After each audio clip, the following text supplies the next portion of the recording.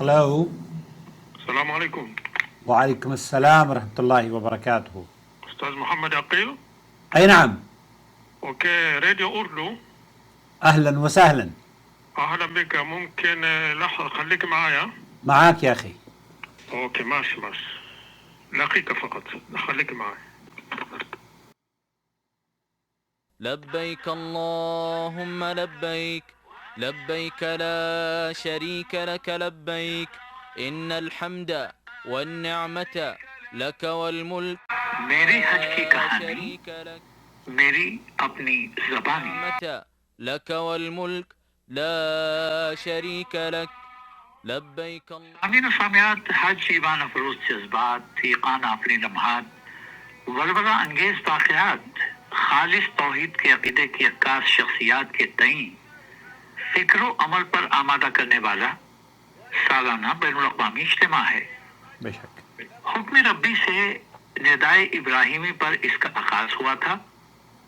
پیغمبر اعظم و آخر سیدنا محمد صلی اللہ علیہ وسلم کے ذریعے اس کا احیاء اور زمانے جاہلیت کی خرافات و مشرکانہ رسوم و رواج کی آلودگیوں سے اسے پاک و صاف کر کے اسے اس کی حقیقی شکل اور روح میں بحال کیا گیا. تب سے اب تک لاکھوں فرزندان اسلام ہر سال اللہ تعالیٰ کے گھر کی حاضری بسد شوق و نیاز لگا رہے ہیں. حاضری اور حضوری کے کارواں میں شامل ہونے والوں میں ہر درجے اور ہر سمت جہت کے لوگ ہیں. اس عنوان کے تحت آج ہمارے مہمان معروف و ممتاز مبلغ اسلام شیخ محمد عاقل صاحب ہیں. اپنی طرف سے اور آپ سب لوگوں کی جانب سے جناب محمد عاقل صاحب کا خیر مقدم کرتا ہوں. السلام علیکم. وعلیکم السلام ورحمۃ اللہ وبرکاتہ. شیخ محمد عاقل صاحب، شروع میں چاہیں گے کہ سامعین سے آپ اپنا مختصر تعارف کرائیں. میرا نام محمد عاقل ہے. ہندوستان سے میرا تعلق ہے اور سن 1980 یا 81 کے شروعات سے ہی سعودی عرب میں مقیم ہوں. اور یہ اللہ کا بہت بڑا انعام ہے کہ اللہ رب العالمین نے حرم کے جوار میں بسایا ہوا ہے. اللہ تعالیٰ امن اور استقرار اس ملک میں قائم اور دائم رکھے. آمین یا ربی. آپ سعودی عالمی اردو نشریات کے سامعین و سامعات کو بتائیں کہ پہلا حج آپ نے کب کیسے ماحول میں کیا تھا؟ آپ تو ایسا لگتا ہے کہ میری یادوں کے جھرونکوں کو اجاگر کرنے کی کوشش کر رہے ہیں. وہ 1984 کی بات تھی ڈاکٹر صاحب. اور اس وقت سعودی عرب کے بادشاہ کنگ فہد ہوا کرتے تھے، کنگ فہد ابن عبدالعزیز رحمہ اللہ. ان کا دور حرمین شریفین کی توسیع اور حجاج اکرام کی خدمت کے حوالے سے بہت اہم سمجھا جاتا ہے. خاص طور پر مسجد الحرام اور مسجد النبوی کی بڑی توسیعات اسی دور میں وجود میں آئی ہیں، جن سے دنیا بھر سے آنے والے لاکھوں حاجیوں کو سہولت ملی. شاہ فہد نے اپنے نام کے ساتھ انہی ایام میں، جبکہ بادشاہوں کے لیے جلالت الملک یا اس طرح کے بڑے بلند القاب استعمال کیے جاتے تھے، ملک فہد نے اپنے نام کے ساتھ خادم الحرمین شریفین کا لقب اسی زمانے میں اختیار کیا اور یہ پیغام دیا کہ سعودی حکومت کے لیے سب سے بڑی عزت حرمین شریفین اور حجاج کی خدمت ہے. اس زمانے میں آج کی طرح کی سہولتیں تو دستیاب نہیں تھی، جس طرح سے ہم ٹرین کا جال یا روڈز کے بڑے وسیع پروجیکٹس وجود میں آئے ہیں. لیکن اس کے باوجود بھی ایک عجیب روحانی سکون اور آسانیاں حکومت کی طرف سے محسوس ہوتی تھیں. مکہ مکرمہ اور مدینہ منورہ میں رش آج کے مقابلے میں بہت کم ہوا کرتا تھا. مسجد الحرام میں سکون سے طواف اور عبادت کا موقع بہت خوب مل جایا کرتا تھا. میدان عرفات میں بھی بہت وسعت اور راحت محسوس ہوتی تھی، اتنی بھیڑ نہیں ہوا کرتی تھی. تو یہ 1984 کی بات ہے.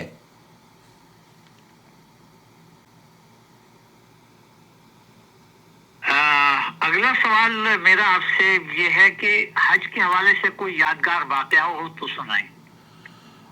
آج جب ہم حج کے دنوں کو یاد کرتے ہیں نا، تو ایسا محسوس ہوتا ہے کہ اس وقت کا مکہ مکرمہ ایک الگ ہی دنیا تھی.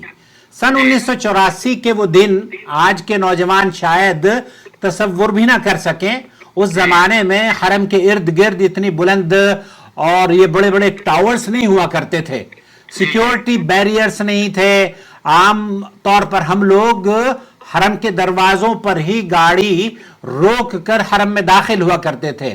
مجھے آج بھی وہ لمحہ یاد ہے ڈاکٹر صاحب, جب پہلی مرتبہ رات کے وقت ہم حرم مکہ پہنچے, گاڑی رکی, دروازہ کھلا اور سامنے روشن مسجد الحرام نظر آ رہی تھی. دل کی دھڑکنیں تیز ہو جاتی تھی. چند قدم چلے اور اچانک کعبۃ اللہ سامنے آ گیا. اس لمحے ایسا محسوس ہوا کرتا تھا جیسے وقت تھم سا گیا ہو. نہ شور, نہ کوئی کسی طرح کا رش, نہ لوگوں کی آوازیں, بس نگاہیں بیت اللہ پر جم جایا کرتی تھی. اس وقت حرم میں اتنا بہت زیادہ رش بھی نہیں تھا اور انتظامی امور بھی بس ایسے ہوا کرتے تھے کہ ہر آدمی ایسا لگتا تھا جیسے کہ وہ خود ہی منظم طریقے سے اپنی حج کی ادائیگی کے لیے آیا ہوا ہے. ایک اور منظر آج بھی ذہن میں تازہ ہے کہ مینا میں لوگ ایک دوسرے کو حرم میں یا عرفات میں جانتے نہیں تھے, لیکن اس کے باوجود بھی ایک کو جگہ دینا, کھانا کھلانا, پانی پلانا اور خندہ پیشانی سے دوسرے کے لیے راحت فراہم کرنا, یہ سب ماحول بہت یاد رہتا ہے. جی شیخ محمد عاقل صاحب, اگلا سوال میرا آپ سے یہ ہوگا کہ حج مبرور کا اجر جیسا کہ آپ جانتے ہیں عالم دین ہے, انمول ہے. حج مبرور انسان کو معصوم بچے جیسا بنا دیتا ہے. گناہوں سے لت پت اعمال نامہ کوری کاغذ کی طرح صاف شفاف ہو جاتا ہے. اس حج کی تیاری کیا کی تھی آپ نے؟ اس حج کی تیاری میں اگر میں اپنی بات کروں تو میں سمجھتا ہوں کہ میرے پیچھے جو سعودی عرب کے مکاتب جالیات تھے یا اس زمانے میں جو علماء اور مشائخ تھے, یہ شیخ عبدالعزیز بن باز, شیخ محمد بن صالح عثیمین اور کبار علماء کا دور تھا, جبکہ ان کی سرپرستی میں جو مکاتب جالیات کے جال تھے مختلف علاقوں میں ریاض سے 84 میں حج کے لیے آیا تھا. تو حج کی تیاری کے لیے ہمیں باقاعدہ طور پر ریاض کے مساجد میں دروس ہوا کرتے تھے, ہمیں تیاریاں کرائی گئی. اور مجھے آج بھی یاد ہے کہ حج میں سب سے بڑی نصیحت ہم لوگوں کو یہ کی جاتی تھی کہ آپ حج کے سفر پر تو نکل رہے ہیں, لیکن آپ یہ ذہن میں رکھیں کہ اس حج میں سب سے بڑی جو آزمائش آپ ہو سکتی ہے وہ آپ کے صبر کی ہو سکتی ہے. آپ کو صبر کا دامن ہاتھ سے نہیں چھوڑنا ہے. امت کے لیے آپ ایک جسم کے مانند ہیں, کسی کو نقصان نہیں پہنچانا, کسی کو تکلیف نہیں دینی. اور اسی بنیاد پر وہ اللہ کے رسول صلی اللہ علیہ وسلم کی حدیث کے جو بغیر کسی شر پسندی کے, بغیر کسی کو تکلیف دیے اگر وہ حج کرتا ہے تو وہی تو حج مبرور ہے, وہی اس اجر کا مستحق ہے جو کہ جیسے کہ آپ نے فرمایا کہ وہ اپنی ماں کے پیٹ سے اس نے گویا کہ جنم لیا ہو. تو حج کی تیاریوں میں سعودی عرب کے علماء, وزارت شؤون الحج والاوقاف, ان کی تیاریاں بھی تھی. صرف ساز و سامان جمع کرنا نہیں ہوا کرتا تھا, بلکہ آج بھی میں تو لوگوں کو یہی نصیحت کروں گا کہ ساز و سامان بھی جمع کریں, لیکن جس مقصد کے لیے آپ آئے ہیں اس کی تیاری علماء اکرام سے سیکھیں کہ حج مبرور کو وہ کس طریقے سے حاصل کر سکتے ہیں. جی اگلا سوال یہ ہے کہ 1984 عیسوی کے حج میں جو آپ نے کیا تھا کیا دیکھا تھا اور اس سے کیا سیکھا؟ حج میں سب سے بڑی چیز امت مسلمہ کا اتحاد ہوا کرتا ہے, اور دنیا کے مختلف ملکوں, مختلف زبانوں, مختلف جذبات کو لے کر لوگ اس مملکت توحید میں تشریف لاتے ہیں. اور ہمیں حج انسان کو یہ احساس دلاتا ہے کہ دنیا کی حقیقت بہت چھوٹی سی ہے اور اصل کامیابی اللہ کی رضا میں ہے. لاکھوں انسانوں کے درمیان رہتے ہوئے انسان برداشت, حسن اخلاق اور دوسروں کا خیال رکھنا سیکھتا ہے. حج صرف چند عبادات کا نام نہیں بلکہ یہ انسان کی پوری زندگی کی تربیت کر دیتا ہے. صحیح. شیخ محمد عاقب صاحب، ایک سوال یہ بھی ہے کہ حج کے دوران کوئی ایسا واقعہ پیش آیا ہو جس نے آپ کو جھنجھوڑ کر رکھ دیا ہو؟ ایسا کوئی 1984 کی بات ہے، اس طرح کا کوئی واقعہ میرے ذہن میں تو نہیں ہے. البتہ وہ جو عرفات کے میدان میں ہم لوگوں نے دیکھا، اس پر میں ضرور اکثر اپنی ویڈیوز میں بھی یہی لوگوں کو بتاتا ہوں کہ اختلافات کو پش پشت ڈالتے ہوئے جس مقصد کے لیے آپ بیت اللہ میں تشریف لائے ہیں، مکہ مکرمہ میں تشریف لائے ہیں، اس پر کام کریں. نہ کہ وہاں مجھے یاد ہے کہ ہم قصر نماز پڑھ رہے تھے اور ہمارے ہی خیمے میں بآواز بلند لوگ اعلان کر رہے تھے کہ ہمیں یہاں پر قصر نمازیں نہیں پڑھنی ہیں، ہمیں پوری ظہر اور پوری عصر پڑھنی ہے. تو یہ ماحول کشیدگی کا نہ بناتے ہوئے سنت کے مطابق اپنے حج کو ہمیں پورا کرنا چاہیے. شیخ محمد عاقب صاحب،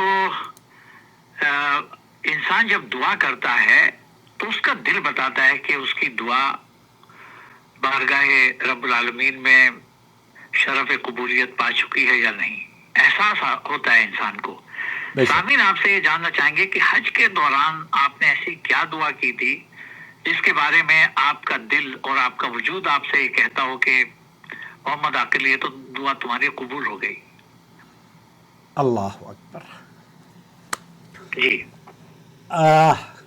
میں اپنے شاید جذبات پر قابو نہیں رکھ پا رہا ہوں. جی. دراصل یہ وہ دعا ہے جو میں اپنے لیے بھی میں نے مانگی اور اپنے بچوں کے لیے بھی اور آپ کے لیے بھی ہے ڈاکٹر صاحب، بلکہ ہر اس فرد کے لیے جو حرمین شریفین سے محبت رکھتا ہے کہ اللہ رب العالمین اسے، اس کے بچوں کو، آنے والی نسلوں کو حرم کے جوار میں بسائے رکھے. اور یہ میری دعا ہے، میری اللہ سے دعا ہے کہ میرے لیے بھی اور آپ کے لیے بھی اور آپ کے تمام سامعین کے لیے جو سعودی عرب سے والہانہ عقیدت اور محبت رکھتے ہیں، اللہ تعالیٰ انہیں حرم کی زیارت بار بار نصیب فرمائے اور حرم کے قرب جوار میں بسائے رکھے. میری ہمیشہ سے یہی دعا رہی ہے، وہی جو ابراہیم علیہ السلام کی دعا تھی، اسی دعا کو میں سمجھتا ہوں کہ اللہ تعالیٰ نے اس 45 سال کے عرصے میں مجھے یہاں رہنے کی توفیق سے نوازا ہے اور میری وہ دعا اللہ نے قبول کی ہے. اللہ رب العالمین اس بلد الحرمین کی حفاظت فرمائے اور اللہ تعالیٰ اس امن اور سلامتی کو ہمیشہ برقرار رکھے. ہمیں اور ہمارے بچوں کو، آنے والی نسلوں کو اور پوری دنیا کے مسلمانوں کے لیے جو امن اور سلامتی کا ماحول یہاں پر نظر آتا ہے، اللہ رب العالمین ان خدمات کو وہ پوری دنیا کے لیے پیش کرتے رہیں. جی. شیخ محمد عاقب صاحب، آخری سوال ہے. سعودی عرب میں آپ ماشاءاللہ 45 برس سے زیادہ کا عرصہ گزار چکے ہیں. یہاں کا ایک ماحول ہے، ماحول بہت پیارا ہے. وہ ہے کہ ہر موقع پر کوئی نہ کوئی دعا دی جاتی ہے، دعا کی جاتی ہے. میں یہ جاننا چاہتا ہوں کہ آپ نے آسانی کے ساتھ، سہولت کے ساتھ اور مکمل آگہی کے ساتھ فریض حج کی سعادت حاصل کی. اللہ تعالیٰ نے آپ کو یہ احساس بخشا کہ ایک بار پھر آپ کی حیثیت وہ ہو جائے جو ایک معصوم بچے کی ہوتی ہے. تو جن لوگوں نے آپ کے لیے یہ تمام انتظامات کیے تھے، دنیا بھر سے آنے والے ضیوف الرحمان کے لیے انتظامات کیے تھے، ان کے لیے بھی آپ کے دل سے کوئی دعا ضرور نکلی ہوگی. اللہ رب العالمین سے ہمیشہ میں ان لوگوں کے لیے جو کہ حجاج بیت اللہ الحرام کی خدمت کو فرض عین سمجھتے ہیں اور اپنے لیے شرف کا مقام سمجھتے ہیں اور وہ اپنے القاب جلالت الملک یا بہت بڑے بادشاہوں کے طور پر دنیا کو باور نہ کراتے ہوئے حرمین شریفین کے خادم کے طور پر اپنے آپ کو گنواتے ہوں. اللہ رب العالمین سے میری یہی دعا ہے کہ اللہ تعالیٰ ان کی ان کاوشوں کو نظر بد سے بچائے، اپنے حضور قبول فرمائے اور اللہ رب العالمین خادم الحرمین شریفین اور ان کے فرزند شہزادہ محمد بن سلمان حفظہم اللہ کو وہ ہمت اور طاقت عطا فرمائے جس سے وہ پوری دنیا کے مسلمانوں کی بلکہ انسانیت کی خدمت کرتے رہیں۔ بے حد شکریہ شیخ محمد عاقب صاحب، اللہ آپ کو جزائے خیر دے قیمتی وقت دینے کے لیے اور خوبصورت جذبات، تاثرات، خیالات اور معلومات پیش کرنے کے لیے۔ اللہ آپ کو سلامت رکھے اور دین کی خدمت آپ سے مسلسل لیتا رہے، آمین۔ یہ ہماری دعا ہے اور تمام سامعین سے ہماری گزارش ہے کہ وہ آمین کہیں۔ جزاکم اللہ، بارک اللہ، بہت شکریہ ڈاکٹر صاحب۔ جزاکم اللہ۔ لبيك لا شريك لك لبيك إن الحمد والنعمة لك والملك لا شريك لك لبيك۔ یہ تھا وہ انٹرویو جو کہ ڈاکٹر لیق اللہ صاحب جدہ ریڈیو پر اس چیز سے لے رہے تھے۔ آپ نے دیکھا ہوگا کہ میں بعض مرتبہ اپنے جذبات پر قابو نہیں رکھ پایا، لیکن پھر بھی مجھے امید ہے کہ میرے جذبات، میرے الفاظ آپ کے دل کو چھو گئے ہوں گے۔ میرے لیے بھی دعا کیجئے اور اللہ رب العالمین اس گلدستے کو جس کا نام مملکت سعودی عرب ہے، اس گلدستے میں جو پھول کھل رہے ہیں وہ صرف یہاں کے باشندے ہی نہیں اس سے فیضیاب ہو رہے، بلکہ پوری دنیا کے، بر صغیر کے، یورپ، امریکہ، ترکی، جہاں کہیں سے بھی پوری دنیا کے لوگ یہاں خدمات بھی انجام دے رہے ہیں اور حجاج بیت اللہ الحرام کی شکل میں، ضیوف الرحمن کی شکل میں آج ہم دیکھ بھی رہے ہیں۔ اللہ تعالیٰ اس گلدستے کی حفاظت فرمائے، اس کے پھولوں کی حفاظت فرمائے اور اس کے مالی اور بانی کی بھی حفاظت فرمائے۔ آمین یا رب العالمین۔